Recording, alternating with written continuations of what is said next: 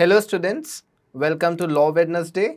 Today we are going to discuss the tussle between the Delhi government and the central government, and the topic is Government of National Capital Territory of Delhi Amendment Ordinance 2023. Why this is in news? Because recently the 5-judge constitution bench of the Supreme Court was hearing the dispute regarding this matter, that who will have control over the administrative services of Delhi, in which the Supreme Court has clearly stated that Delhi government will have a control over the administrative services of the Delhi, which includes the shifting and allocating the various administrative services position, such as the position of Indian Administrative Services officers. Along with this also has an issue of the overall functioning of the different administrative services positions. Now, we will also understand the background in very short, that what was the issue. Article 239AA was inserted into the Indian Constitution by 69th Constitutional Amendment Act 1991.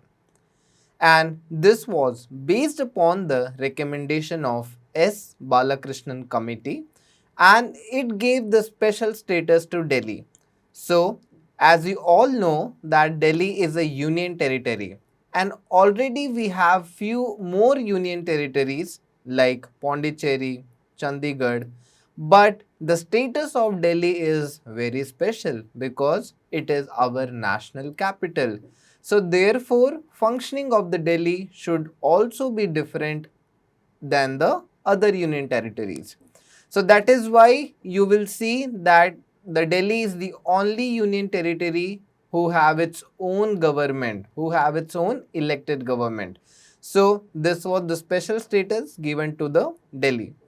It has been said in this particular Article 239AA that the legislative assembly, so legislative assembly is only formed when there is a elected government. So they will have a power to make laws for whole or the part of the NCT. NCT here is National Capital Territory. With respect to any matters given in the state list or the concurrent list, provided such matters are included or applicable in the union territories. So this is given in the 7th schedule of our Indian Constitution, where 3 lists have been given: union, state and concurrent. This has been given because of the separation of power, so that the union and state and the union territories can work coexistively. So this is very important. However, only 3 areas have been excluded while giving this power: police, public order and land. So considering the importance of the Delhi, which is the national capital, these 3 areas have been given under the power of central government, which means it will come under the union list. And when some matters are in the union list, that cannot be entertained or cannot be dealt by the state government. In 2019, 2 judges bench of the Supreme Court delivered split verdict on the aspect that who will control the administrative services. Thereafter, this 2 judges bench recommended that a 3-judge bench to be set up, so that a 3 judges bench will have a majority in their decision and this will have a better outcome. But even that did not work. So thereafter, in 2022, again a 3 judges bench referred this case to a larger bench on the plea of central government. So central government is our union government, who pleaded before the court that this shall be referred to the higher benches. So because we had a split verdict in a 2 judges bench, this was further moved to the 3 and then further moved to 5. Now, an important question lies over here is that what is constitutional bench? So, Article 145 subclause 3 of our Indian Constitution deals with the constitution bench. It says that at least 5 judges for the purpose of deciding any case involving a substantial question of law as to the interpretation of the Constitution. So these are the very important words because it says that the interpretation of the Constitution. So any such matter where there is a substantial question of law where an interpretation is needed with respect to the Constitution, 5 judges bench or more than this will be set up, and this will be called as a Constitution bench. Now, this is the second time that the Constitutional Bench has been set up to decide the particular issue of this tussle between the Delhi government versus the union government, and within the last 4 years. So this is a very great issue that 2 times the Constitutional Bench has decided or has sat over this issue, but yet there is no conclusion out of it. Now, so when we are talking about the recent judgment which has come in the favor of Delhi government and the powers have been given to the Delhi government, which is an elected government. So the Supreme Court has said here that since Delhi belongs to an elected representative area, it is very important that the trust of the people shall be there. And whenever they elect a government, their trust lies with the state. So that is why the daily functioning of this particular segment has been given to the Delhi government. Now, whereas central government has in contention, that is the power shall be given to the lieutenant governor. Now, I would like to tell you guys that the normal functioning of our states are the composition of the chief minister and the head of the state is governor. Like we have head of the state, president, head of the India is president.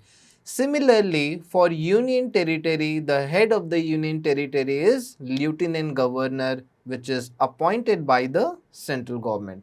So this was the power tussle that the central government has been claiming that they want to give this powers to lieutenant governor. Now, when the central government lost this case, they have come up with an ordinance, Government of National Capital Territory of Delhi Amendment Ordinance 2023. So, the government has brought this amendment in order to nullify the judgment of the Supreme Court. Now, what has been there in ordinance? We will see. It seeks to establish for the first time the National Capital Civil Service Authority.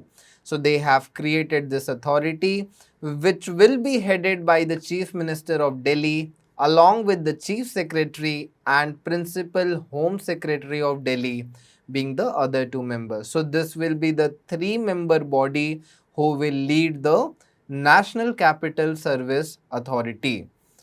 Now, what this authority will do? This will make recommendation to the Lieutenant Governor regarding the transfer, posting, vigilance and all other incidental matters of the Group A officers and officers of DANIX. Now, what DANIX is? Delhi, Andaman and Nicobar, Lakshadweep, Daman and Diu and Dadra and Nagar Haveli Civil Services. So this is an authority, DANIX is an authority created for the civil services officers of the Union Territory. So this will be the task of this National Capital Civil Service Authority, that they will look after the Group A officers and officers of DANIX. Now, all the matters required to be decided by this National Capital Civil Service Authority by the majority of the votes of the members present and voting.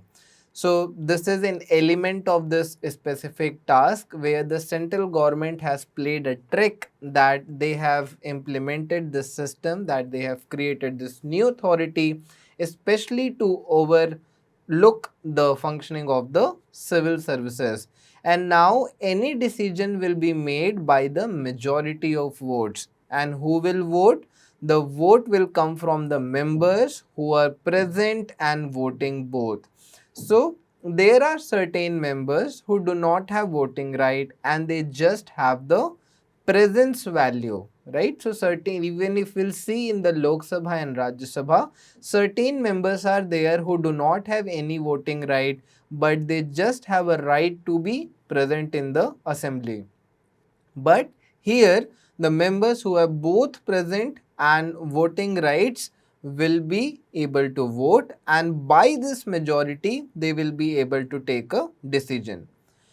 Now, the problem here is that only chief minister is the one who is from the state government and other two are from the bureaucratic area, which is more or less controlled by the lieutenant governor, and lieutenant governor is more or less controlled by the central government. So this is one of the constitutional issue which has been popped up after the emergence of this ordinance, and that is why I said this is about to overrule the judgment of the Supreme Court. Now, what is the role of Lieutenant Governor in this? The ordinance states that the Lieutenant Governor will pass the orders to give effect to the recommendation passed by the National Capital Civil Service Authority. And we just saw that any recommendation or any decision will be made by the majority of the members present and voting. So basically, all the decision, or to say all the important decisions, will be based upon the decisions of this other two bureaucrats who are the members present and voting, and this will easily overpower the value of chief minister. However, Lieutenant Governor can ask for the relevant material or the data with regard to the officers belonging to either All India Civil Services or the DANICs serving the Delhi government. So with this, the limited powers of the Chief Minister of the Delhi is a problematic scenario, because more power has been given to the Lieutenant Governor, which is unconstitutional in nature, because the constitution talks about the democratic feature, and since the special status have been given to the Delhi, where a legislative assembly has been established, where the people can trust, people can vote, and people can make their own leader, make their own elected representative. So it will not have the same value as it has before. So hopefully the court will again look into this matter and will decide the constitutionality of this fresh ordinance brought by the central government. And with this, we have come to an end of this session. I hope you have gained something out of it. Stay tuned. Thank you.